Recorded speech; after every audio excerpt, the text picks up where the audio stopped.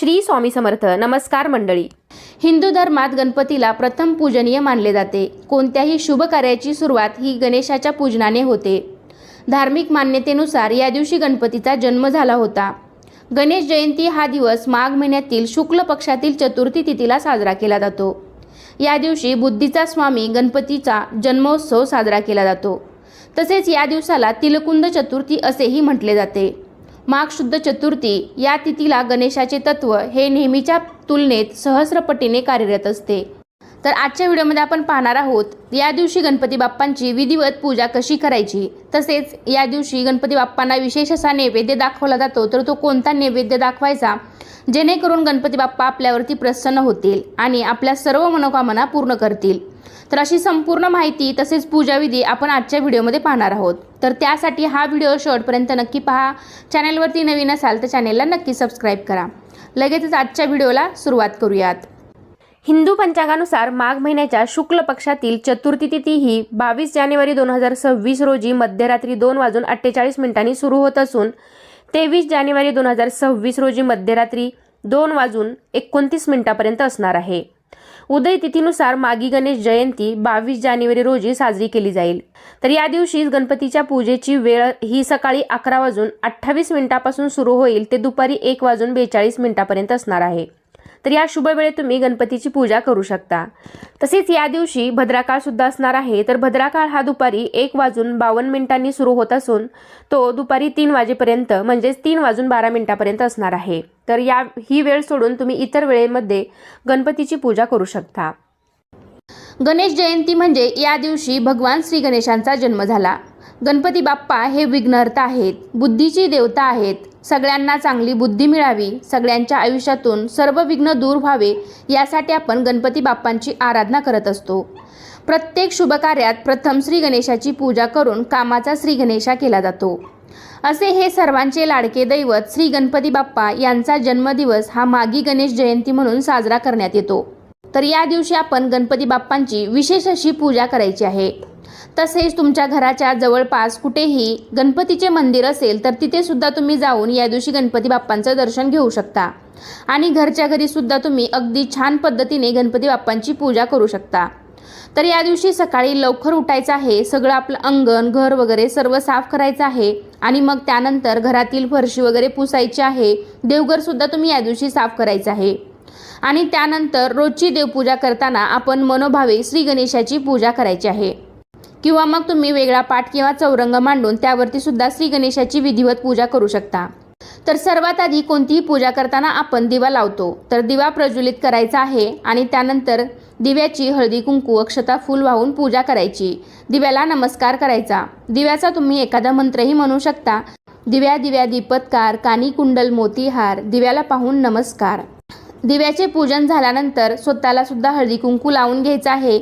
तर या दिवशी अनेक ठिकाणी बघा गणेशाची मूर्ती सुद्धा स्थापन केली जाते. काही ठिकाणी 10 दिवसांचा तर काही ठिकाणी 1.5 दिवसाचा गणपती सुद्धा काही जणांच्या घरी विराजमान केले जातात. किंवा काही ठिकाणी सार्वजनिक गणेश मंडळे सुद्धा गणेशाच्या मूर्तीची स्थापना करून हा सण थाटामाटात साजरा करतात. जर तुमच्याकडे अशी काही पद्धत नसेल तर तुम्ही मूर्ती वगैरे घरी न आणता आपल्या देवघरातल्या छोट्याशा गणपती बाप्पांच्या मूर्तीचंच विधिवत असं पूजन करायचं आहे. तुम्ही जर गणपतीच्या मूर्तीची स्थापना करत असाल तर कलश पूजन सुद्धा अवश्य करा. किंवा तुमच्या देवघरामध्ये जर पहिलाच कलश असेल आणि तुम्ही जर देवघरातल्या गणपतीची पूजा करणार असाल तर वेगळा कलश मांडण्याची आवश्यकता नाही.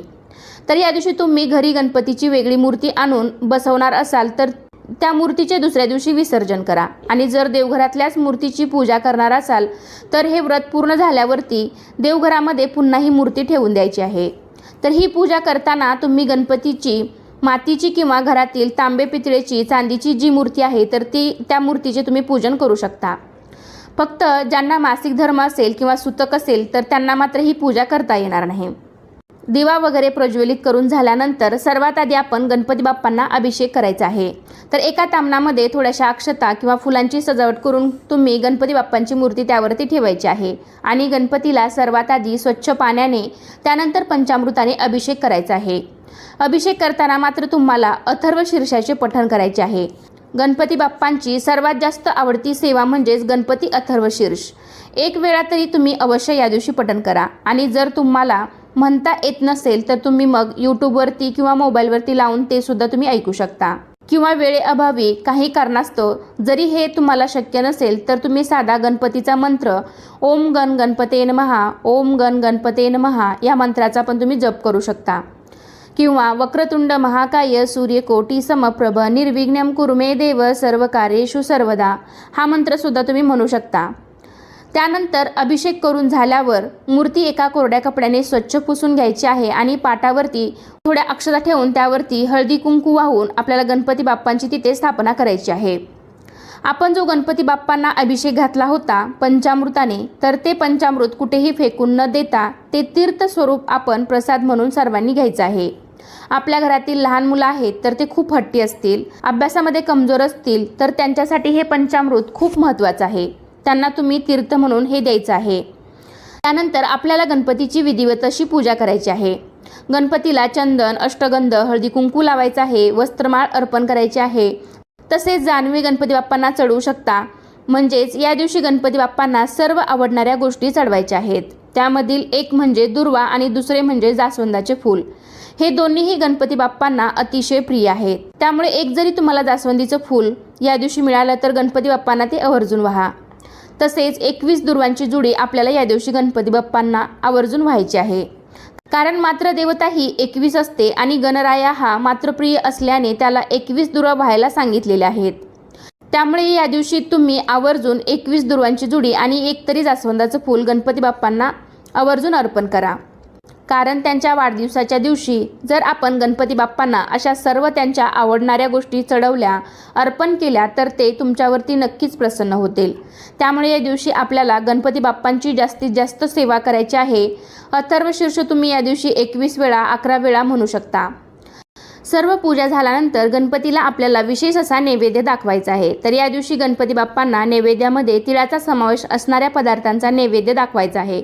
मग या दिवशी बाप्पांच्या आवडीचे मोदकही तुम्ही तीळ आणि गुळाच्या मिश्रणाचे करू शकता। प्रत्येक वेळी आपण गणपती बाप्पांची पूजा केली की गुळ खोबऱ्याचा किंवा मोदकाचा नैवेद्य दाखवतो, पण या दिवशी गणपतीला तिळाच्या मोदकांचा नैवेद्य दाखवायचा आहे, किंवा तिळाचे लाडू, किंवा मग तुम्ही नुसत्या तिळगुळाचा नैवेद्य सुद्धा दाखवू शकता। म्हणूनच या चतुर्थीला तिलकुंद चतुर्थी असं सुद्धा म्हटलं जातं। बघा, नैवेद्यामध्ये मग तुम्ही 5, 7, 9, 11, 21 लाडूचा पण नैवेद्य दाखवू शकता। अनेक जण या दिवशी गणपतीचा दिवसभर उपवास करतात आणि रात्री चंद्रोदय झाल्यानंतर तो उपवास सोडतात। तर तुमच्याकडे तशी पद्धत असेल तर तुम्ही तसंही करू शकता, कारण या व्रतामुळे घरात सुख, शांती, समृद्धी वाढते आणि सर्व मनोकामना पूर्ण होतात अशी मान्यता आहे। म्हणजे थोडक्यात काय तर गणपतीला आवडणाऱ्या सर्व गोष्टी आपण या दिवशी आवर्जून चढवायच्या आहेत। जसे की दुर्वा असतील, जास्वंदीचं फूल असेल तर हे गणपतीला आवर्जून या दिवशी व्हायचं आहे। तसेच आपण नेहमीप्रमाणे मोदक न बनवता तिळाच्या आणि गुळाच्या मिश्रणाचे मोदक बनवून किंवा लाडू बनवून ते गणपतीला नैवेद्य म्हणून अर्पण करायचे आहेत। या दिवशी गणपतीची जास्तीत जास्त सेवा म्हणजेच अभिषेक, मंत्र हे सुद्धा तुम्ही या दिवशी करू शकता।